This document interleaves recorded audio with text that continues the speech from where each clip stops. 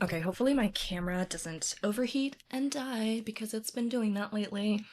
So recently, my brother came to visit, my younger brother, and he has never been to the Midwest before. For those of you who don't know, I'm from California. I moved to Wisconsin almost 2 years ago. Jeez. But my brother came here and like his first experience was he took a train from Chicago to Wisconsin to like whereabouts I live. The person sitting next to him on the train was like another college kid around his age. My brother just like finished his master's degree, and the person sitting next to him talked to him about Wisconsin for like the entire 3 hour train ride.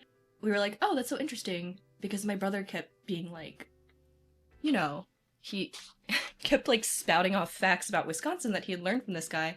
And we were like, did you get his name? And he was like, no, he never told me his name. And then he was like, yeah, Midwesterners are definitely yappers. I think I've just realized and I've come to embrace that I have fully adopted the Midwestern yapper thing. Oh, I don't have my other needle.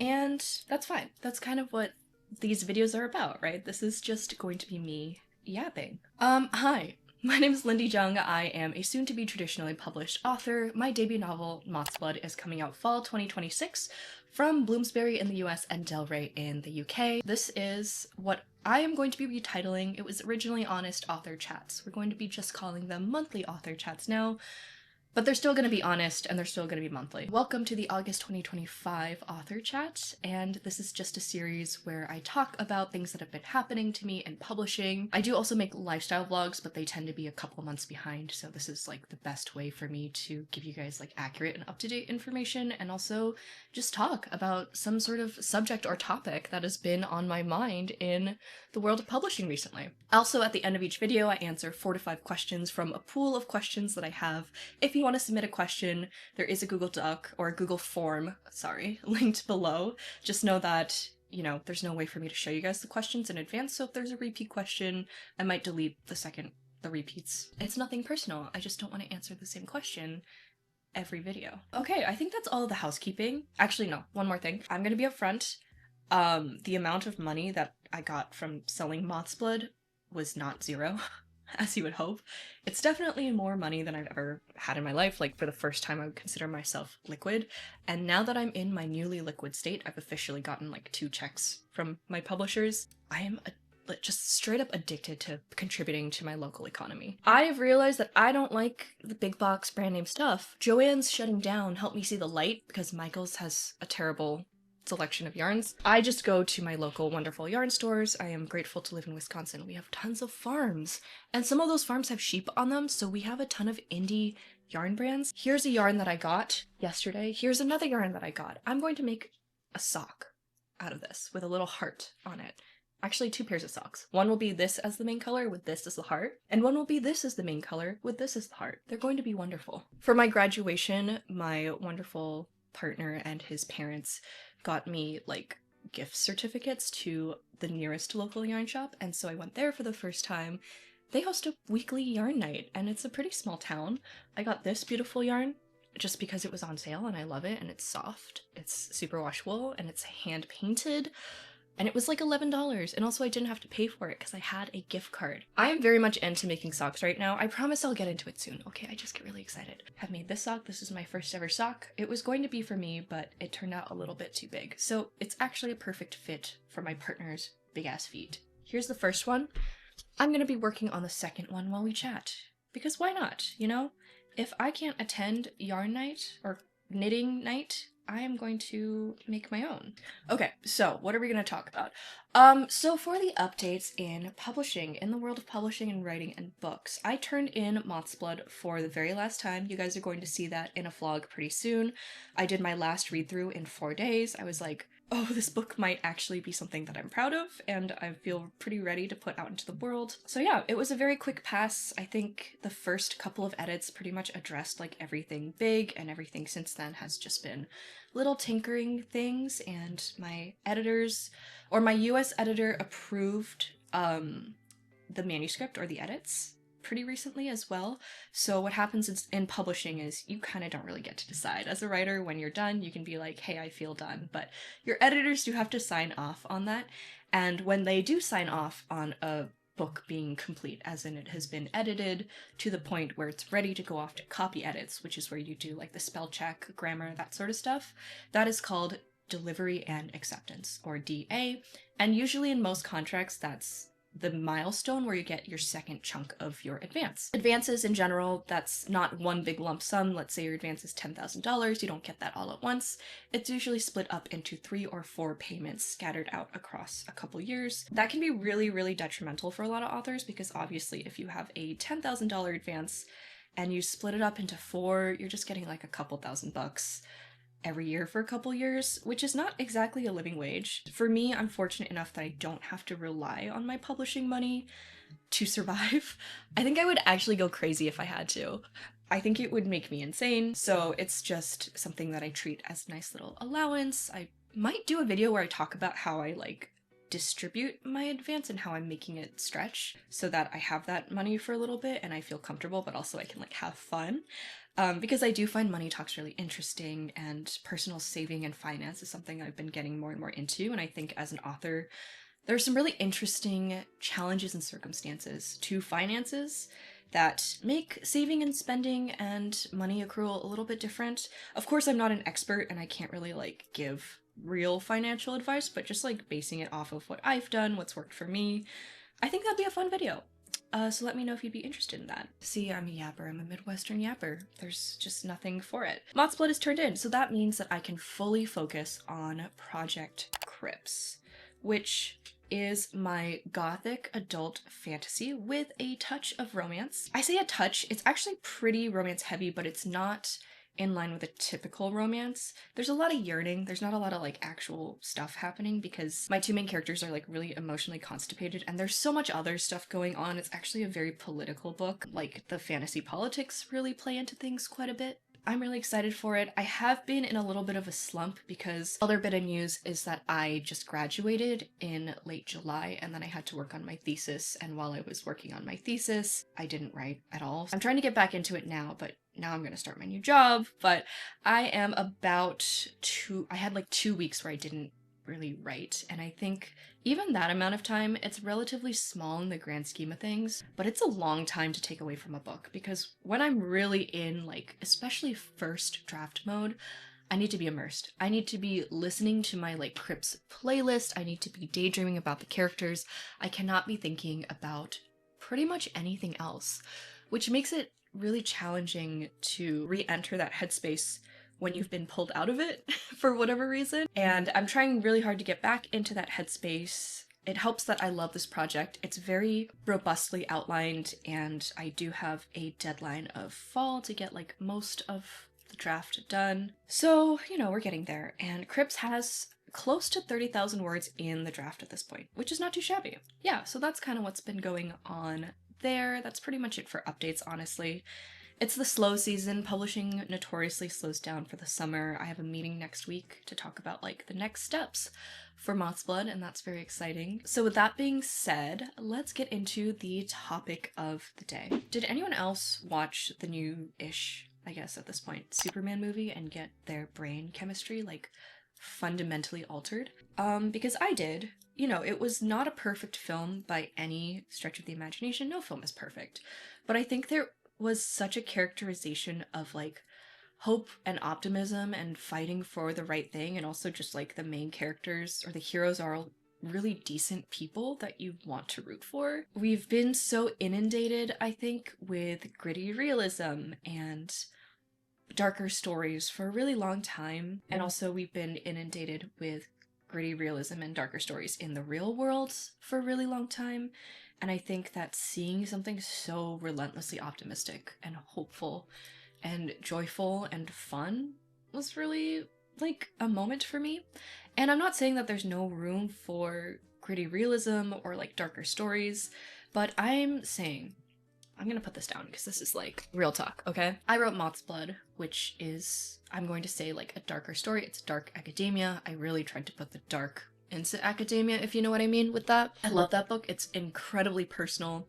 The most personal thing I've ever written. Well, one of the most personal things I've ever written by far. It's, I think, got something really important to say about specifically life as a victim of sexual abuse and assault. I think that to me was important to put on the page because, and we're seeing like improvement on this, but for so long, sexual violence against women, especially in speculative fiction, was a plot point or used for shock value. There was not a lot of empathy or nuance in those depictions. There was not a lot of care given to the victims of that violence. And that's also because, like, for so long, speculative fiction was a male-dominated genre. That's including in film, in television, and also in books. It was incredibly important to me to depict that in fantasy and do it in a way that felt meaningful to me, and also, I hope, showed a lot of empathy for, in this case, Lark is a victim who is going through a very non-linear journey of healing and recovering from violence like that,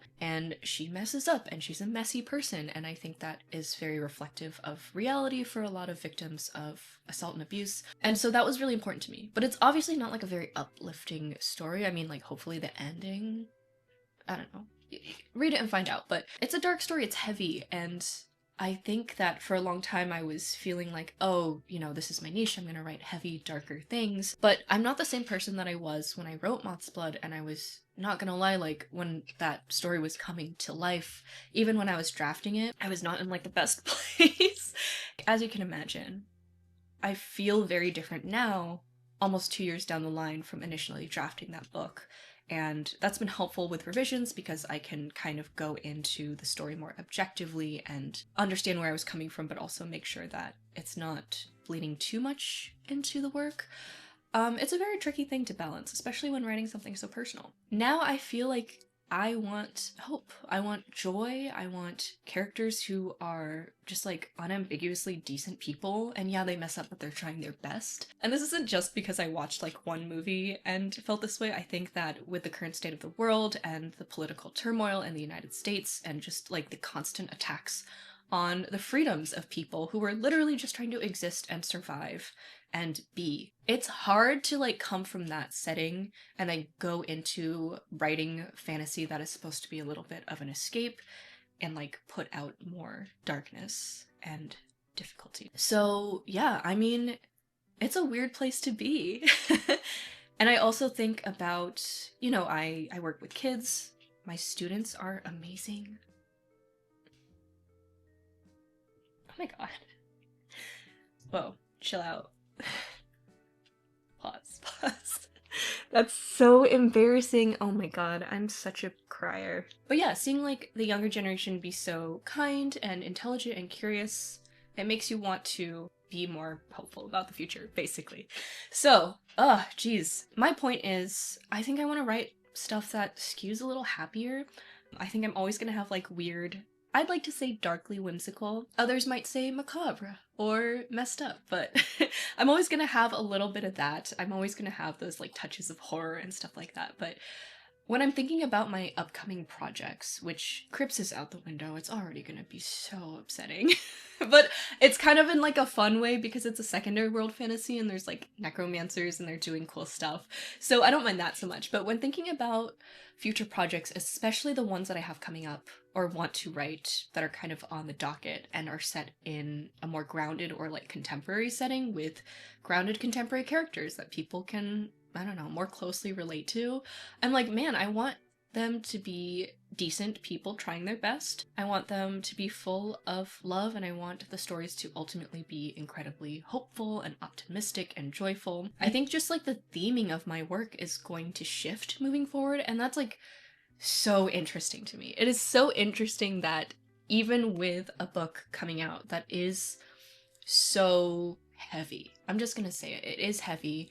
I don't think these are easy topics, the subjects that I tackle in Moth's Blood. Outside of the main character's journey, it's also, like, academic institutions, especially prestige academic institutions, founded on these, like, vile acts and being designed to keep out and also actively harm people who don't fit a specific mold historically, you know, upper class, white, neurotypical, straight people and men specifically. Like, there's a lot of theming in that that is very important to me and that I do think makes the book really strong, but they're just not like easy. It's not a fun, breezy read by any means, and I'm never going to pretend that. I don't ever think I'm going to put out like a cozy fantasy, but my approach to the stories that I'm writing is definitely shifting, just in terms of characterization and themes and all this stuff. I have noticed, I think, just in terms of online discussion about books and this trend toward cozy fantasy and also like escapist romantasy, I do think that like more and more people are feeling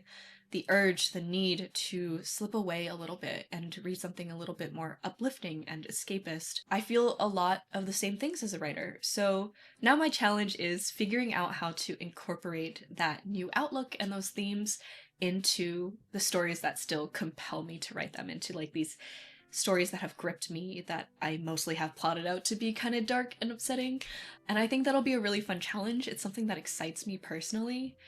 Especially thinking like if I pull this off, if I manage to write at least a few stories that are optimistic and joyful and hopeful and make people feel some type of way about the world and that there's hope for it and hope for people and the earth, I think that could be like incredibly meaningful. Like I like the idea of putting something out into the world that strikes that chord with people.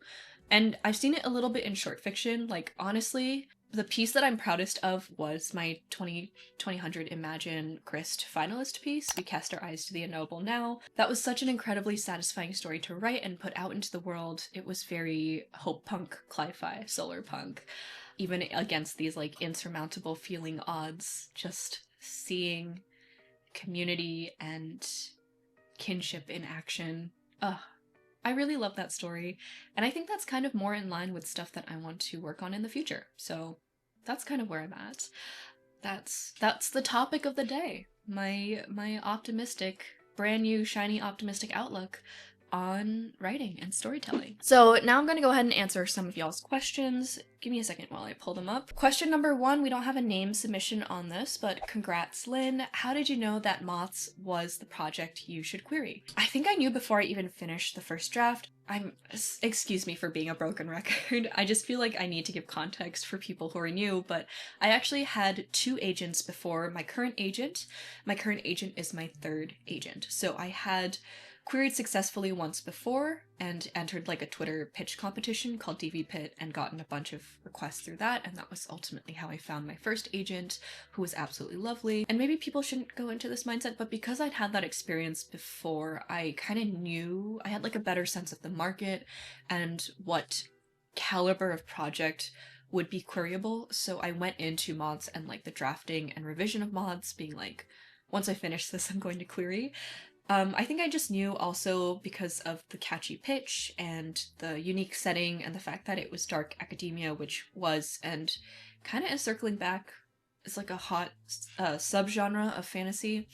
I knew that it would do pretty well, and I think that was me trusting my gut and also me trusting my prior experiences in the trenches and working with agents. Question number 2 is from Sarah.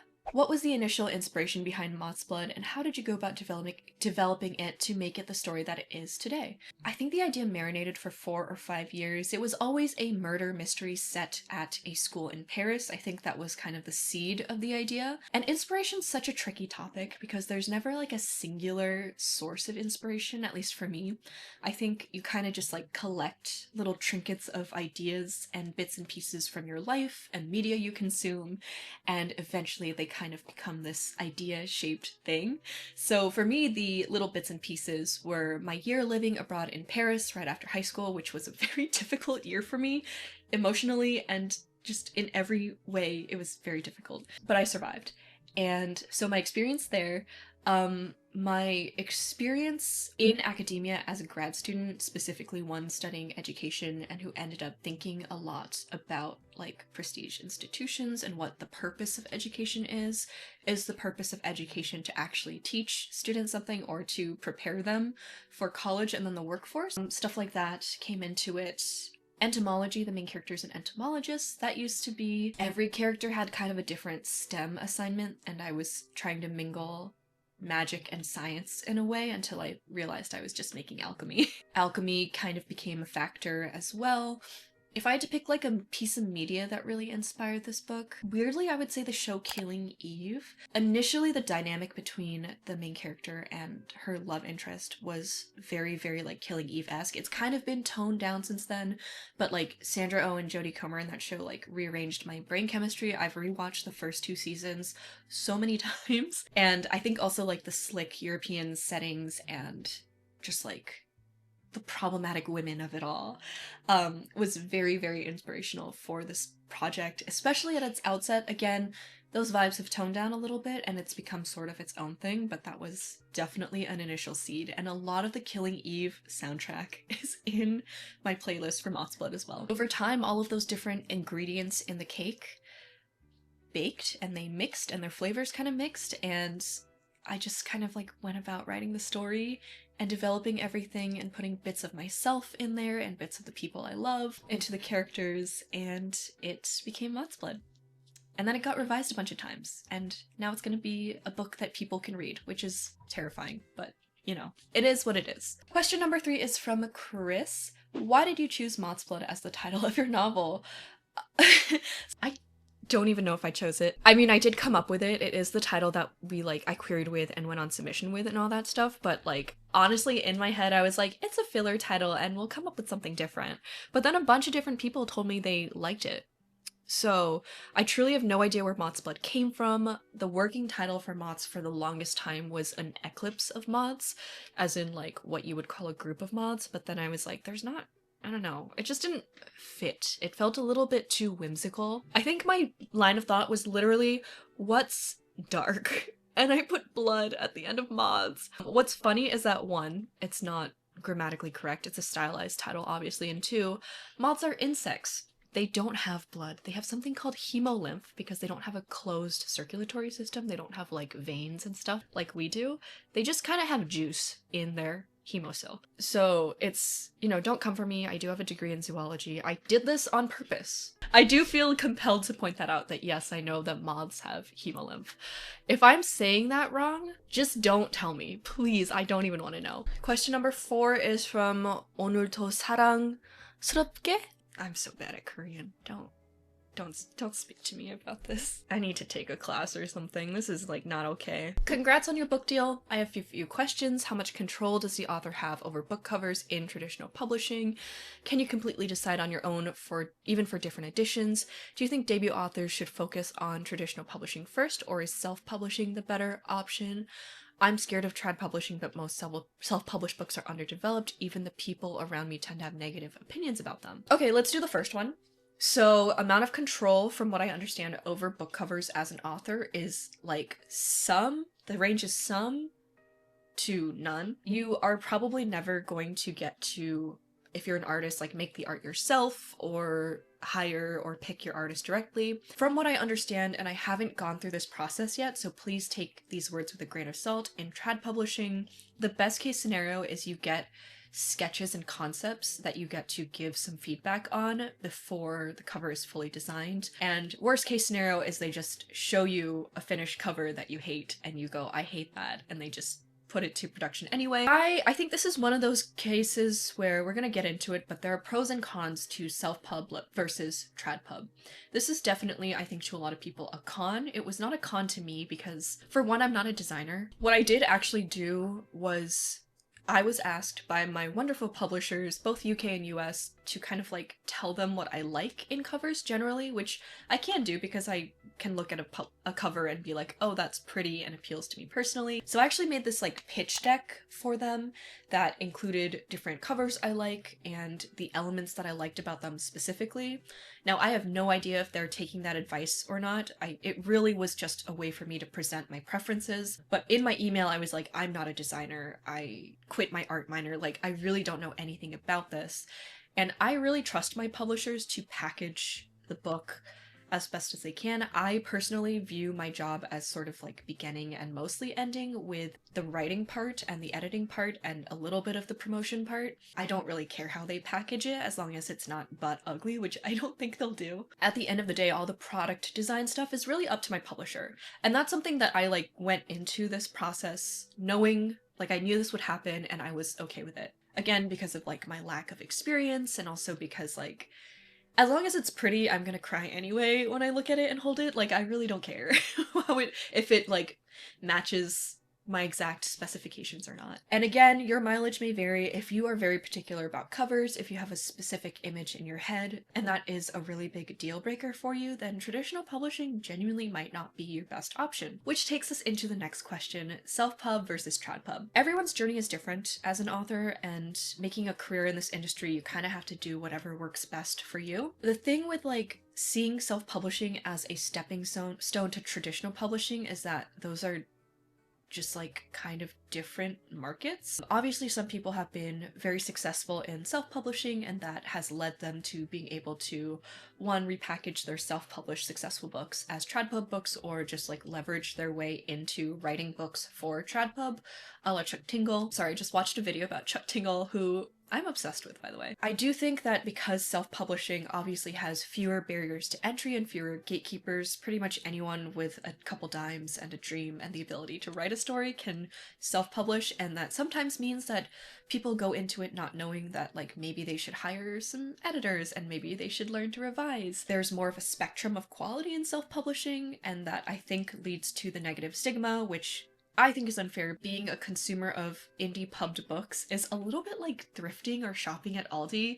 Like, you're sorting through to find the stuff that you specifically like. Some people just don't have that foraging instinct, and that's okay. It is a little bit tricky to view self-publishing as a stepping stone to tradpub, just because that's not always the case. At the end of the day, it's important to weigh the pros and cons. Self-pub, definite pros, you get a lot more creative control, and if you have a story that maybe doesn't necessarily suit the traditional market, like for example, I don't know, just very genre bending and weird and like not something that traditional publishing would necessarily see the potential in, but a self-pub, indie pub audience might see the potential in. That's a definite plus. You see a lot more of like artsy creative stuff in self-pub, which I think is very cool. For traditional publishing, obviously you do less of the work. So the marketing and stuff like that, it's taken off your shoulders a little bit, it's more professional, there's more reach and better distribution, but you cede a little bit more creative control. So again, pros and cons, and there's way more than that, but that's a whole separate video, and also like I don't know that much about self-publishing, so I hesitate to speak as if I'm an authority in any way on that. But yeah, I think that every debut author is going to be different, and you really just kind of have to decide what's best for you and also what's best for the story that you have written. I hope that helps. Question number 5 is, again, a blank name, which is fine,